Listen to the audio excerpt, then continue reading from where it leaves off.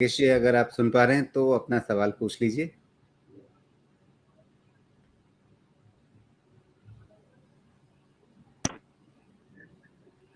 दुर्गेश जी, आप सुन पा रहे हैं हमें? जी, हाँ, आपकी आवाज़ आ रही है। आप अपना नमस्कार सवाल राजीव पूछिए। जी, अब सुन पा जी, रहा हूँ। नमस्कार।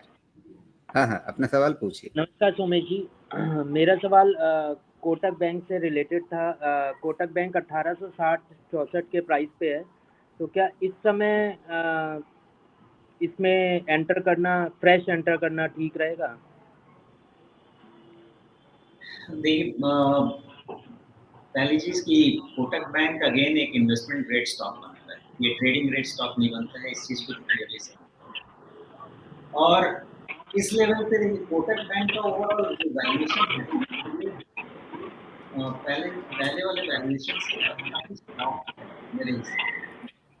और इसलिए कोटक बैंक में कोई खास ज्यादा दिक्कत है नहीं, बस यही है कि थोड़ा सा जो भी फैंसी है वो शिफ्ट हो चुका है। मोस्टली एक्सिस बैंक का जो कैचअप चल रहा है in terms of valuation ICICI banks, तो थोड़ा वहां पे फोकस शिफ्ट हो चुका है। और प्लस ओवरऑल टॉप 5-6 बैंक में वैल्यूएशन नॉर्मलाइजेशन चल रहा है। जैसे आप बहुत ज्यादा पहले वैल्यूएशन डिस्पैरिटी देखते थे, जो Kotak bank 6.5-6 price to book चला जाता था, एचडीएफसी बैंक 4.5 4, ये सारा प्राइस टू बुक चला जाता था। वो थोड़ा वैल्यूएशन नॉर्मलाइजेशन चल रहा है कहीं ना कहीं, उस हिसाब से कोटक बैंक का भी थोड़ा सा valuation normalisation. Overall investment grade stock है, इसमें बेहतर यही रहेगा कि आप एक लंबे टाइम फ्रेम को लेके, मेरा ऐसा मानना है और मैं ऐसा करता भी हूँ। अभी शुरुआत मैंने नहीं की, उसको भी समझाऊंगा आपको, लेकिन बेहतर यही रहेगा कि इसको आप एक over time SIP nature of stock बनाएं। इसमें स्टैगर्ड बाइंग करेंगे तो ओवरऑल हमारा निफ्टी बैंक का टारगेट 60,000 है, जो कि 25,000 से हम लेके आ रहे हैं। वहां तक में अगर जाएगा निफ्टी बैंक मान लीजिए अगले 2 साल में, तो कोटक बैंक पार्टिसिपेट नहीं करेगा, ऐसा होगा नहीं। प्लस क्रेडिट ग्रोथ इस साल भी अच्छे रहने की उम्मीद है।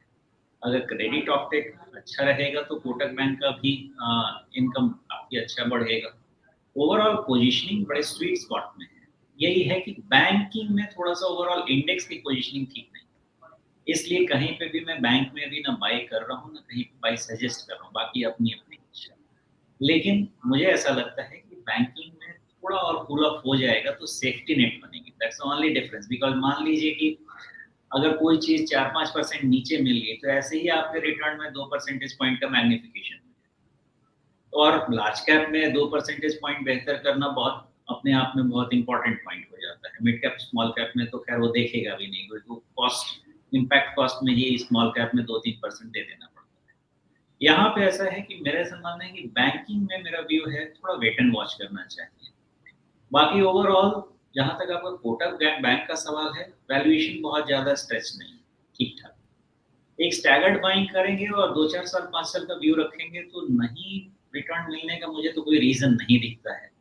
लेकिन चूंकि निफ्टी बैंक इटसेल्फ की पोजीशनिंग ऐसी है कि कभी भी करेक्शन में जा सकता है, जब तक 44,500 नहीं निकले तो उसका इम्पैक्ट इस पे भी रह सकता है। तो मेरा जवाब ये है कि एक तो स्टैगर्ड बाइंग का कैंडिडेट है, दूसरे इन्वेस्टमेंट ग्रेड स्टॉक का कैंडिडेट है। पॉइंट नंबर 3 वो ये है, जस्ट 200 डीएमए पे आके खड़ा है और इसके नीचे इसका एक बड़ा गैप है। अब स्टॉक डिसाइड करेगा कि वो गैप फिल करेगा या मोमेंटम कंटिन्यू करेगा। देख के तो ये लगता है कि मोमेंटम वेन हुआ है। सम फाइंड है बैंक का इंडेक्स का ही नेचर ऐसा है कि हो सकता है वो गैप फिल करने की कोशिश करे, इसलिए बस वो एक हिच है थोड़ा दिमाग में, हो सकता है वो गैप फिल करने के लिए जाए। जो मोमेंटम ट्रेडर होंगे वो तो यहीं पे पोजीशन लेंगे और उनका 1750 स्टॉप लॉस भी होगा, जो थियरी है।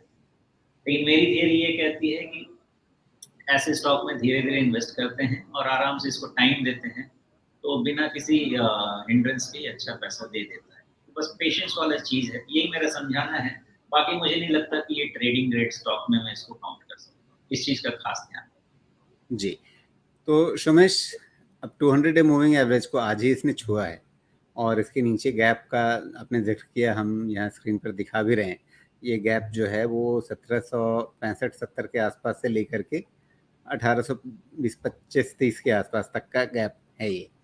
तो यहाँ पे खरीदारी शुरू कर देनी चाहिए कि यहाँ पे खरीद लिया, अगर गैप भरने के लिए आया भी तो थोड़ा और खरीद लिया, वो रणनीति बेहतर रहेगी, क्योंकि आप स्टैगर्ड बाइंग कह रहे हैं इसमें।